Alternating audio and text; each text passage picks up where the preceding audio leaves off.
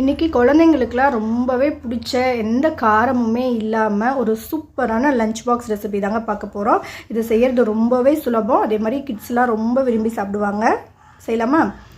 ஒரு குக்கரில் 2 ஸ்பூன் அளவு எண்ணெய் ஊற்றிக்கோங்க. ஹோல் ஸ்பைசஸ், ஒரு 10 முந்திரி, ஒரே ஒரு பெரிய வெங்காயம் சேர்த்துக்கோங்க. ஒரு சின்ன சைஸ் தக்காளி, 1 ஸ்பூன் இஞ்சி பூண்டு பேஸ்ட், காரத்துக்கு 2 பச்சை மிளகாய், புதினா இலைகளை அரைச்சி சேர்த்துருக்கேன். இப்போது பச்சை பட்டாணி சேர்த்துக்கோங்க. இது கூடயே தேங்காய் பால் சேர்த்திங்கன்னா இன்னுமே ரொம்ப சுவையாக இருக்கும். 1 கிளாஸ் அரிசிக்கு பாஸ்மதி ரைஸ்க்கு 1.5 கிளாஸ் அளவுக்கு நான் தேங்காய் பால் சேர்த்துருக்கேன். 1/2 ஸ்பூன் உப்பு சேர்த்துட்டு தண்ணியெலாம் நல்லா கொதிச்ச அப்புறமா அரிசியை உள்ளே சேர்த்துட்டு ஒரே ஒரு விசில் வச்சிங்கன்னா போதுங்க. நல்லா உதிரியாக சூப்பரான நம்மளோட பட்டாணி புலாவ் ரெடி.